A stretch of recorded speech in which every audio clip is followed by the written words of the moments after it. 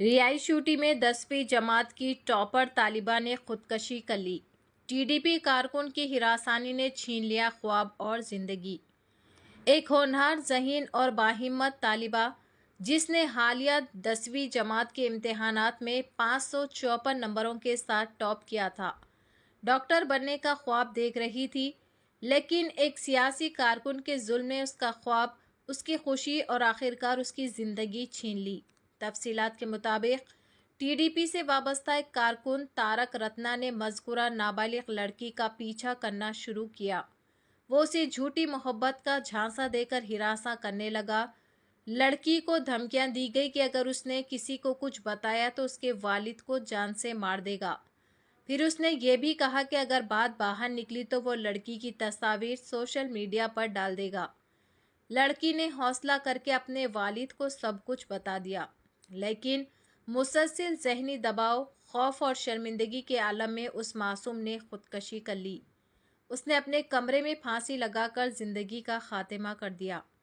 ये वही लड़की थी जिसने हाल ही में इंटरमीडिएट में दाखिला लिया था और डॉक्टर बनने का ख्वाब सजाया था, लेकिन तारक रत्ना, जो कि वज़ीर राम प्रसाद रेड्डी के करीबी माने जाने वाले संजीव रेड्डी का ख़ास आदमी है, इसकी अजियत रिसानी ने सब कुछ तबाह कर दिया।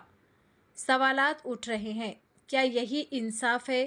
क्या हर हुनर और ख्वाब को ऐसे ही सियासत के कदमों तले रौंद दिया जाएगा? क्या सियासत में इंसानियत की कोई जगह बाकी नहीं रही?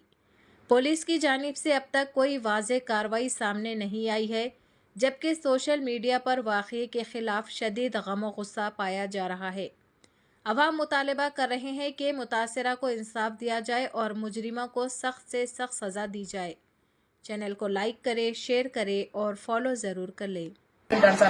ప్రతిరోజు మీరు పోయే దారిలోనే చూడండి, బంక్ ఉన్నది, బంక్ కాడ కూర్చొని కాపు కాస్తా ఉంటారు సార్. ప్రతి ఇబ్బంది అంటే మా ఇంటి మీద చాలా కన్నేసి మా పిల్లలు ఎవరన్నా రాని సార్ ఎదురోసంగా మాట్లాడేది, ఎక్కిరిచ్చేది, నడిచిపోతా అంటే ఏదో ఒకటి అంటారు, కూర్చుంటే ఏదో ఒకటి అంటారు. అవసరం లేని పంచాయతీలకన్నిటికీ మమ్మల్ని తీసుకొస్తాం సార్. మేమేమో మట్టంగానే బతున్నాం, మా బిడ్డలు ఉద్యోగాలు చేస్తాం. సృజన వాళ్ళ అన్న ఇంజనీర్ చదువుకున్నాడు సార్, ముగ్గురు బిడ్డలు ఉంటే ముగ్గురిని చదివించుకున్నాడు. చిన్న బిడ్డ కోసం ఈ పని చేసినారు సార్ వాళ్ళు. నా బిడ్డ చదువులు తల్లి సార్ చాలా కష్టపడి చదివింది సార్. 10th క్లాసులో 550 మార్కులు తెచ్చింది సార్ ఆ బిడ్డ. నేను చదువుకొని డాక్టర్ అవుతానమ్మా, నేను మా ఇంటికి బాగుంటానమ్మా, మా నాయన నన్ను చదివించలేడమ్మా, వాడు చంపుతామంటానాడమ్మా. ప్రతిరోజు నాకు తెలుస్తోందమ్మా, వాళ్ళు మాట్లాడుకుంటా అంటే నేను విన్నామా మిద్దిపై నుంచి అని. మిద్దిపై నుంచి దుంకేస్తామా, నేనే చచ్చిపోతే ఇవన్నీ విన్నా కదా అని చచ్చిపోయింది సార్ నా బిడ్డ.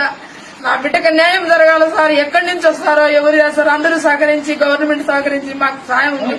నా బిడ్డకి న్యాయం జరగాలి సార్. వాళ్ళని ఏం చేస్తారో, ఎంత పెద్ద శిక్ష పెట్టినా చాలు సార్. వాళ్ళకి బిడ్డలుండే వాళ్ళు ఎవరైనా సరే నా బిడ్డ శిక్ష అనుభవించింది, ఎంత బాధపడిందో, ఉరేసుకునేవాడు ఎంత బాధపడి, ఎంత భయపడి మెంటల్ గా ప్రిపేర్ అయిపోయిందో, ఎంత భయం దాని మనసులోకి వచ్చిందో, అంత భయం మీరు గుర్తించి, మీకు కూడా ఆడబిడ్డలు ఉంటే నా బిడ్డను చదువుకుండే బిడ్డను ఆ బిడ్డ చదువుకొని పెద్దదైంటే ఎంత మందిని బతికిచ్చేస్తారు. నా బిడ్డ డాక్టర్ చదువుకోవాలని బుక్కులు తీసుకునేది సార్.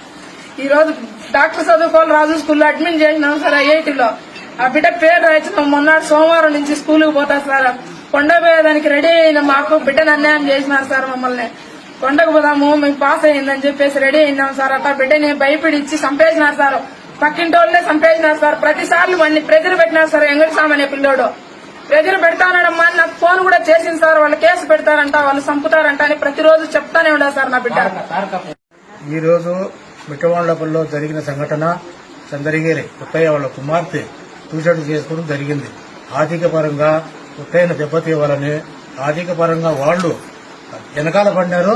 ఆర్థిక పరంగా మాకు దెబ్బతీయాలని ఈ రోజు మా కూతుర్ని ఏదో ఇబ్బందులు పెట్టి ఏదో ఇచ్చి సూసైడ్ చేసుకున్న మాదిరిగా ఈ ఊళ్ళో జరగటం జరిగింది. ఆయన ఒక పెద్ద మనిషి, ఆ పెద్ద మనిషిని ఒక అవమానపరచాలని ఈ ఊళ్ళో ఏదేదో చేసి మమ్మల్ని ఒక రకంగా దెబ్బతీయాలని ఈ రోజు జరిగింది. ప్రతిరోజు మా పాపల గురించి ఏదో చేస్తున్నారు, ఎన్నెన్నో చెప్తున్నారు. ఈ రోజు ఆమె బర్త్డే, అదే పనిగా గుడికి పోయి గుడికాడ అన్ని చేసుకుని పూజలు చేయించుకొని మేము వచ్చిన రోజు ఏదో వచ్చింది. అదే పనిగా మళ్ళా ఎన్నెన్నో ఆమెను ఇది చేసి ఒత్తిళ్లు చేసి చేసుకునే మాదిరిగా ఈ రోజు జరగటం జరిగింది. ఈ రోజు ఈ పల్లెలో, మిట్టవాళ్లపల్లిలో కొంతమంది మా మీద ఇదితో ఈ మాదిరిగా చేయాలని వాళ్ళు చేసినారు. ఇది జరిగింది. మా బిడ్డ బాగా చదువుతాంది, బాగా పైకి పోతున్నారు, వాళ్ళు ఉద్యోగాలు చేస్తున్నారు, వాళ్ళు బాగుండారు, వాళ్ళు వెనకాల పడిన వల్ల ఈ రోజు ఇది చేయడం జరిగింది. పల్లెలో ఏ సమస్యలు జరిగినా కూడా వాళ్ళు రౌడీలు పిల్లంపటం, గొడవలు పిల్లంపటం, ఏదేదో చేయడం జరుగుతుంది. పక్క ఇంటి వాళ్ళ ఇంటి పక్క ఇంటి పైన కూడా గొడవ చేసి ప్రతి ఒక్కదానికి రౌడీలు పిల్లంపుతాడు. ఇప్పుడు పక్క రౌడీ సీటర్ పక్క ఈ మాది చేస్తాం. డైలీ మా పాపను వాళ్ళ నాయన్ను దారులలో కాయటం, ఏడంటే అటు పీడించటం, ఈ మాదిరి చేయటం ఈరోజు జరిగింది. మేము మాకు న్యాయం జరిగినంత వరకు మేము ఎక్కడైనా కూడా మేము ఒక ధర్నా చేయగలుగుతాం, మేము ఇది చేయగలుగుతాం. మాకు సహకరించాలి, పోలీసులు సహకరించాలి, గవర్నమెంట్ సహకరించాలి. దీనికి మించి మేము చాలా పేద వాళ్ళు కష్టపడి మా పిల్లలు మేము సాగుకున్నాం, ఎంతో పైకి చేసుకున్నాం. వాళ్ళు అధిక పరంగా మాకు దెబ్బతి వల్ల తీసి ఈ మార్చడం జరిగింది.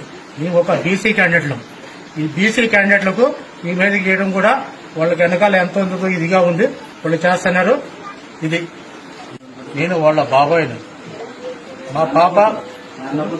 మా పాప సుజన, వాడు పీటించిన మనిషి, ఈ మాదిరిగా ఏటించిన మనిషి వాడు తారక జట్టిపెట్టి తారక. వాడు ఇదే కాదు, ఎంతో మందిని ఎన్నో ఇది చేసినాడు. వాడు రౌడీ సీటర్, పక్కా రౌడీ సీటర్. పల్లెలో ఏ విషయాలు జరిగినా పిల్లలు వినటం, జనాలు వినపటం, తాగటం, తిరగటం, ఈదులు చేయటం, ఇది చేయటం పక్కా. ఈరోజు మిట్టవాండ్లపల్లిలో జరిగిన సంఘటన చంద్రగిరి కొత్తయ్య వాళ్ళ కుమార్తె సూసైడ్ చేసుకోవడం జరిగింది. ఆర్థిక పరంగా కొత్తయ్యను దెబ్బతీయాలని ఆర్థిక పరంగా వాళ్ళు వెనకాల పడినారు, ఆర్థిక పరంగా మాకు దెబ్బతీయాలని ఈ రోజు మా కూతుర్ని ఏదో ఇబ్బందులు పెట్టి ఏదో ఇచ్చి సూసైడ్ చేసుకున్న మాదిరిగా ఈ ఊళ్ళో జరగటం జరిగింది. ఆయన ఒక పెద్ద మనిషి, ఆ పెద్ద మనిషిని ఒక అవమానపరచాలని ఈ ఊళ్ళో ఏదేదో చేసి మమ్మల్ని ఓ రకంగా దెబ్బతీయాలని ఈ రోజు జరిగింది. ప్రతిరోజు మా పాపల గురించి ఏదో చేస్తున్నారు, ఎన్నెన్నో చెప్తున్నారు. ఈ రోజు ఆమె బర్త్డే, అదే పనిగా గుడికి పోయి గుడికాడ అన్ని చేసుకుని పూజలు చేయించుకొని మేము వచ్చిన రోజు ఏదో వచ్చింది. అదే పనిగా మళ్ళా ఎన్నెన్నో ఆమెను ఇది చేసి ఒత్తిళ్లు చేసి ఇది చేసి సూసైడ్ చేసుకునే మాదిరిగా ఈ రోజు జరగడం జరిగింది.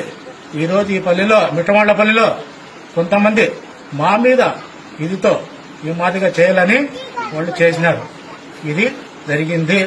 మా బిడ్డ బాగా చదువుతోంది, బాగా పైకి పోతున్నారు, వాళ్ళు ఉద్యోగాలు చేస్తున్నారు, వాళ్ళు బాగుండారు, వాళ్ళు వెనకాల పడిన వల్ల ఈ రోజు ఇది చేయడం జరిగింది. పల్లెలో ఏ సమస్యలు జరిగినా కూడా వాళ్ళు రౌడీలు పిల్లంపటం, గొడవలు పిల్లంపటం, ఏదేదో చేయడం జరుగుతుంది. పక్క ఇంటి వాళ్ళ ఇంటి పక్క ఇంటి పైన కూడా గొడవ చేసి ప్రతి ఒక్కదానికి రౌడీలు పిల్లంపుతాడు. ఇప్పుడు పక్క రౌడీ సీటర్ పక్క ఈ మాది చేస్తాం. డైలీ మా పాపను వాళ్ళ నాయన్ను దారులలో కాయటం, ఏడంటే అటు పీడించటం, ఈ మాదిరి చేయటం ఈరోజు జరిగింది. మేము మాకు న్యాయం జరిగినంత వరకు మేము ఎక్కడైనా కూడా మేము ఒక ధర్నా చేయగలుగుతాం, మేము ఇది చేయగలుగుతాం. మాకు సహకరించాలి, పోలీసులు సహకరించాలి, గవర్నమెంట్ సహకరించాలి. దీనికి మించి మేము చాలా పేద వాళ్ళు కష్టపడి మా పిల్లలు మేము సాగుకున్నాం, ఎంతో పైకి చేసుకున్నాం.